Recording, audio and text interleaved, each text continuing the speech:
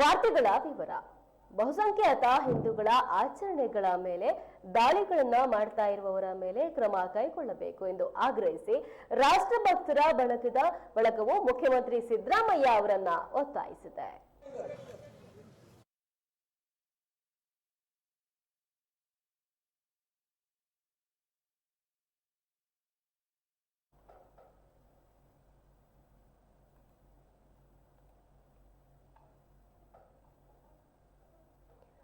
ಈ ಸಂಬಂಧ ಜಿಲ್ಲಾಧಿಕಾರಿ ಕಚೇರಿ ಎದುರು ಪ್ರತಿಭಟನೆ ನಡೆಸಿದ ಬಳಗದವರು ರಾಜ್ಯದಲ್ಲಿ ಬಹುಸಂಖ್ಯಾತ ಹಿಂದೂಗಳು ಬದುಕುವುದೇ ದುಸ್ತರವಾದ ಪರಿಸ್ಥಿತಿಯಾಗಿದೆ.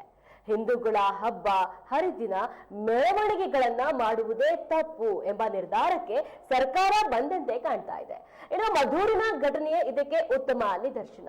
ಶಾಂತಿಯುತವಾಗಿ ಸಾಗ್ತಾ ಇದ್ದ ಗಣೇಶನ ಮೆರವಣಿಗೆಯ ಮೇಲೆ ಕಲ್ಲೆಸೆದು ಗಲಭೆ ಮಾಡಿರೋದು ಹಾಗೂ ಭದ್ರಾವತಿಯಲ್ಲಿ ಈದ್ ಮೆರವಣಿಗೆ ವೇಳೆ ಪಾಕಿಸ್ತಾನದ ಪರವಾಗಿ ಪಾಕಿಸ್ತಾನ್ ಜಿಂದಾಬಾದ್ ಎಂದು ಘೋಷಣೆ ಕೂಗಿರುವುದನ್ನ ರಾಷ್ಟ್ರಭಕ್ತರ ಬಳಗ ಉಗ್ರವಾಗಿ ಖಂಡಿಸುತ್ತೆ ಎಂದರು. ಇನ್ನು ಇದಕ್ಕೆ ಸೂಕ್ತ ಉತ್ತರವನ್ನ ಸರ್ಕಾರ ಕೊಡುವುದು ಸರ್ಕಾರದ ಹೊಣೆಗಾರಿಕೆ ಆಗಿದೆ. ಇನ್ನು ಹಿಂದೂಗಳು ಗಣೇಶ ಉತ್ಸವ, ಹನುಮ ಜಯಂತಿ ಹಾಗೂ ಇತರ ಧಾರ್ಮಿಕ ಆಚರಣೆ ಹಾಗೂ ಉತ್ಸವಗಳನ್ನ ಮಾಡೋದು ಅಪರಾಧವೇ? ಹಿಂದೂಗಳ ಮೆರವಣಿಗೆಗಳು ಮಸೀದಿಗಳ ಮುಂದೆ ಸಾಗಬಾರದು ಅಂದ್ರೆ ಏನರ್ಥ ಎಂದು ಪ್ರಶ್ನೆ ಮಾಡಿದ್ರು.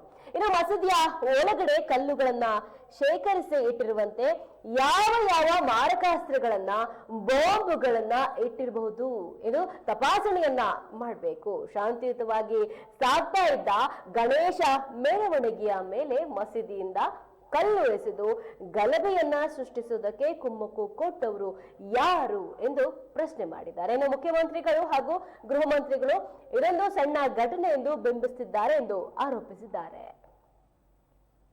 ಎರಡು ಕೈಯಿಂದ ಎತ್ತಿ ಜೈಕಾರ ಹಾಕಬೇಕು.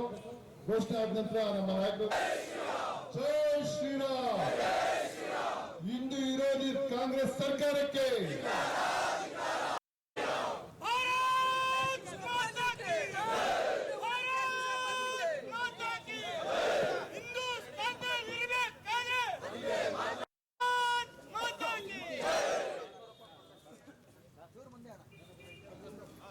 ಎಲ್ಲ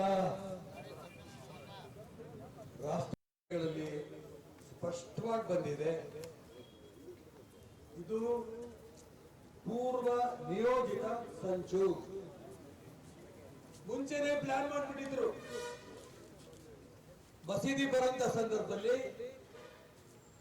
ಮಸೀದಿ ಒಳಗಡೆನೆ ಲೋಡ್ ಗಟ್ಟಲೆ ಕಲ್ಲಿಟ್ಕೊಂಡಿದ್ರು. ನಾನು ಹೇಳ್ತಿರೋದಲ್ಲ, ಪತ್ರಿಕೆ ಟಿವಿಗಳಲ್ಲಿ ಪೂರ್ವ ನಿಯೋಜಿತ ಸಂಚು ಬಂದಿದೆ. ಬೆಂಕಿ ಒಬ್ಬ ತಯಾರು ಮಾಡಿದ್ದಂತೆ, ಒಬ್ಬ ಮುಸಲ್ಮಾನ್, ಅವನ ಹೆಸರು ಕೂಡ ಬೆಳಗ್ಗೆ ಟಿವಿಗಳಲ್ಲಿ ಬಂತು. ಆದ್ರೆ ರಾಜ್ಯ ಸರ್ಕಾರ ಈ ರೀತಿ ಪೂರ್ವ ನಿಯೋಜಿತ ಸಂಚನ್ನು ಮಾಡಿ ಗಣಪತಿ ಮಸೀದಿ ಎದುರು ಹೋಗ್ಬೇಕಾದ್ರೆ ಮಸೀದಿ ಒಳಗೆ ಇರುವಂತ ಕಲ್ಲುಗಳನ್ನ ಹೆಣ್ಣು ಮಕ್ಕಳ ಬಗ್ಗೆ ಸಿಕ್ಕಾಪಟ್ಟೆ ಹೊಡೆದಿದ್ದಾರೆ. ಪೊಲೀಸ್ ಇಲಾಖೆಯವರಿಗೆ ಹೊಡೆದಿದ್ದಾರೆ. ಹಿಂದೂ ಧರ್ಮದ ರಕ್ಷಕರಿಗೂ ಹೊಡೆದಿದ್ದಾರೆ. ಒಬ್ಬ ಪೊಲೀಸ್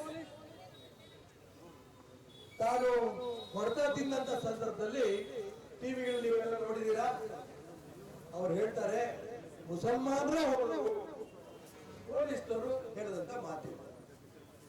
ಇದು ಒಂದ್ ಸೈಡ್. ಪೂರ್ವ ನಿಯೋಜಿತ ಸಂಚು ಹೇಗೆ ಏನಿರ್ತದೆ ಆಮೇಲೆ ಹೇಳ್ತೀವಿ. ಇನ್ನೊಂದು ಸಂಚು ಭದ್ರಾವತಿನಲ್ಲಿ ಈದ್ ಮಿಲಾದ್ ಮೆರವಣಿಗೆ ಸಂದರ್ಭದಲ್ಲಿ ಪಾಕಿಸ್ತಾನ ಅಂತ ಕೂಗಿತ್ತು. ನಾನು ತುಂಬಾ ನೊಂದು ಹೇಳ್ತಾ ಇದ್ದೇನೆ. ಈ ದೇಶಕ್ಕೆ ಸ್ವಾತಂತ್ರ್ಯ ತಂದುಕೊಟ್ಟಿದ್ದಂತ ಪಕ್ಷ ಕಾಂಗ್ರೆಸ್. ಪಾಕಿಸ್ತಾನ್ ಜಿಂದಾಬಾದ್ ಅಂತ ರಾಷ್ಟ್ರದ್ರೋಹಿ ಘೋಷಣೆಗಳನ್ನು ಕೂಗುದಂದ್ರೂ ಕೂಡ ಒಬ್ಬ ಕಾಂಗ್ರೆಸ್ಸಿಗರು ಕೂಡ ಇದನ್ನ ವಿರೋಧ ಮಾಡಲಿಲ್ಲ, ಖಂಡನೆ ಮಾಡಿಲ್ಲ. ಎರಡೂ ಗಮನಿಸಿ. ಒಂದು ಪೂರ್ವ ನಿಯೋಜಿತ ಸಂಚು ಹೇಗೆ ಗಣಪತಿ ಮೆರವಣಿಗೆ ಬರ್ತಾ ಮಾತಾಡ್ಬೇಕಾದ್ರೆ ಲೈಟ್ ಆಫ್ ಮಾಡ್ತಾರೆ. ನಾನು ಹೇಳ್ತಿರೋದಲ್ಲ, ನಾವು ಕೂತಿರೋ ಯಾರು ಹೇಳ್ತಿರೋದಲ್ಲ.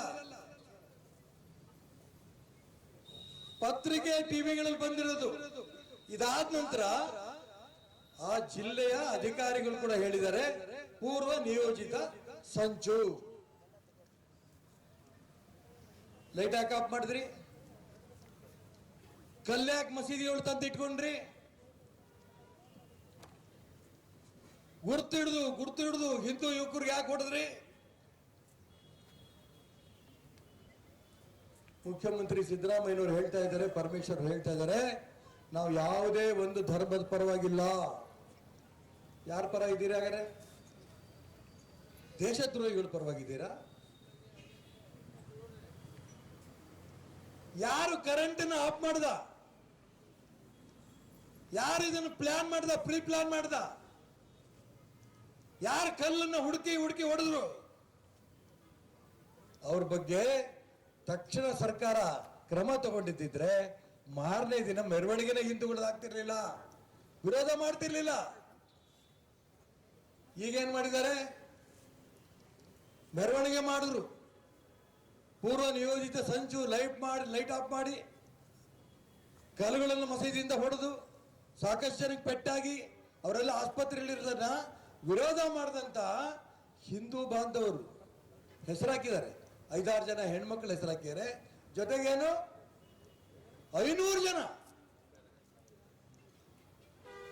22 ಜನ ಮುಸಲ್ಮಾನರು ಕಲ್ಲು ಹೊಡೆದದ್ದನ್ನ ಸಂದರ್ಭದಲ್ಲಿ, ಲೈಟ್ ಆಫ್ ಮಾಡಿದಂತ ಸಂದರ್ಭದಲ್ಲಿ, ಸಂಚು ಮಾಡಿದಂತ ಸಂದರ್ಭದಲ್ಲಿ ಅವತ್ತೇ 22 ಜನಕ್ಕೆ ಅರೆಸ್ಟ್ ಮಾಡಿದ್ರೆ ಮೆರವಣಿಗೆ ನಡೀತಿರ್ಲಿಲ್ಲ.